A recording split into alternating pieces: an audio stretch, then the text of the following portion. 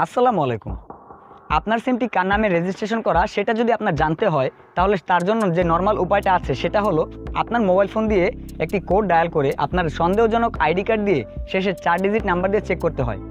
তো এর জন্য দেখা যায় যদি সেই আইডি কার্ড দিয়ে রেজিস্ট্রেশন করা থাকে তাহলে শো করবে, আর নয়তো শো করবে না। এবার ধরুন আপনার পুরাতন একটি রানিং সিম, যেই সিমে আপনি নগদ, বিকাশ, রকেট সব কিছু ইউজ করতেছেন, কিন্তু আপনি জানেনই না যে আপনার সিমে কার আইডি কার্ড দিয়ে রেজিস্ট্রেশন করা। আপনার সন্দেহজনক অনেকগুলো আইডি কার্ড দিয়ে চেক করে দেখেছেন কিন্তু পাচ্ছেন না। তো আসলে এর সমাধান কি বা উপায় কি? হ্যাঁ, আজকে আমরা একটি সহজ সমাধান ও উপায় খুঁজে বের করেছি, যেটা আপনি নিজে নিজে ঘরে বসেই ট্রাই করতে পারবেন। তো এর জন্য আমাদের ভিডিওতে একটি লাইক দিয়ে চ্যানেলটি সাবস্ক্রাইব করে ভিডিওটা কন্টিনিউ করার অনুরোধ রইল।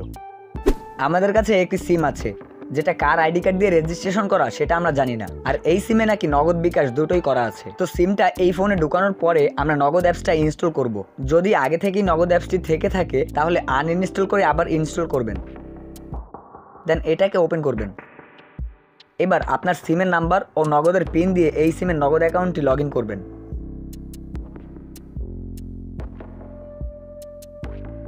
এবার আমরা আমার নগদ এখানে ক্লিক করব। এরপরে কেওয়াইসি পুনরায় জমা দিন, এটাই ক্লিক করব। এখানে আপনাদের কিছুই করতে হবে না, জাস্ট পরবর্তীতে ক্লিক করুন। এবার দেখুন উপরে একটি এনআইডি কার্ড নাম্বার শো করছে এবং নিচে তার জন্ম তারিখ শো করছে। অনেকের হয়তো নামও শো করতে পারে, আবার অনেকের ক্ষেত্রে নাও করতে পারে। তো আমাদের ক্ষেত্রে শুধু এনআইডি কার্ডের নাম্বার এবং তার জন্ম তারিখ শো করছে, বাকিটুকু শো করেনি। নাম্বার আর জন্ম তারিখ এটা শো করবে, নাম নাও শো করতে পারে, কিন্তু এটা এমনিতেই শো করবে। এই যে এনআইডি নাম্বার দেখতে পাচ্ছেন, এটাই মূলত সেই এনআইডি যেটা দিয়ে আপনি সিমটি রেজিস্ট্রেশন করেছিলেন। এবার এই পেজটাকে একটা স্ক্রিনশট দিয়ে নেবেন, কারণ একটু পরে আমরা দেখব কিভাবে এনআইডি কার্ড নাম্বার থেকে ইনফরমেশন বের করা যায়। তো এবার আমরা কিভাবে বুঝবো যে এটা কার এনআইডি কার্ড?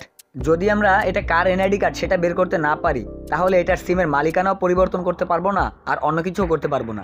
চিন্তার কিছু নেই, আমরা এবার দেখাবো কিভাবে এনআইডি কার্ডের নাম্বার থেকে ইনফরমেশন কালেক্ট করবেন। তো এনআইডি নাম্বার থেকে ইনফরমেশন বের করার জন্য আমাদের একটু ভিন্ন উপায়ে কাজ করতে হবে। এবার আমরা চলে যাব প্লে স্টোরে। তার এখান থেকে ক্রোম ব্রাউজারটা যাদের নাই তারা ইনস্টল করে নেবেন, আর যাদের আছে কিন্তু আপডেট দেওয়া নাই তারা আপডেট দিয়ে নেবেন। আর এই স্টেপগুলো সুন্দরভাবে স্টেপ বাই স্টেপ কাজ করতে হবে। আমাদের দেখানো মতো কাজ না করতে পারলে কিন্তু অনেক জায়গায় কাজ করতে গিয়ে আটকে যেতে পারেন। তো এবার আমরা ক্রোম ব্রাউজারটা ওপেন করব। এখানে এসে সার্চ করব upension.gov.bd লিখে। এই যে প্রথম ওয়েবসাইটটা, এটাই প্রবেশ করব।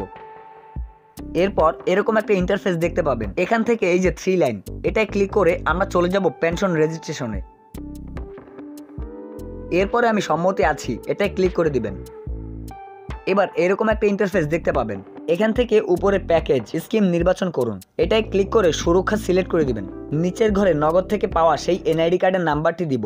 এরপরে সেখানে পাওয়া জন্ম তারিখটিও বসাবো। জন্ম তারিখের ক্ষেত্রে অবশ্যই হাইপেন দিয়ে নেবেন। এরপরে নিচে আপনার একটি ফোন নাম্বার দিবেন। এবার এখানে যে লেখাগুলো আছে ক্যাপচা হিসেবে সেগুলো নিচের ঘরে বসাবেন। যদি ক্যাপচা বুঝতে সমস্যা হয় তাহলে পাশে নতুন ক্যাপচায় ক্লিক করবেন, তাহলে নতুন ক্যাপচা চলে আসবে। এবার পরবর্তীতে ক্লিক করে দিবেন। এখানে আপনার যেই নাম্বারটি দিয়েছিলেন সেটাই একটি ওটিপি যাবে, সেটি এখানে বসিয়ে পরবর্তী পেজে ক্লিক করবেন। ব্যাস, এবার এই এনআইডি নাম্বারটি যার, তার পুরো নাম সহ ডিটেলসে চলে আসবে। এবার আপনি খুব সহজেই চিনতে পারবেন যে আসলে এটা কার এনআইডি কার্ড ছিল। এরপরেও যদি মনে হয় সিমের মালিকানা পরিবর্তন করা জরুরি, তাহলে মালিকানা পরিবর্তন করে ফেলুন। কিভাবে মালিকানা পরিবর্তন করবেন সেটি না জানা থাকলে অবশ্যই আমাদের কমেন্টে জানাবেন, পরবর্তীতে সেই ভিডিও দিয়ে দিব। ভিডিওটি উপকারে আসলে please like, comment, share and subscribe করার অনুরোধ রইল।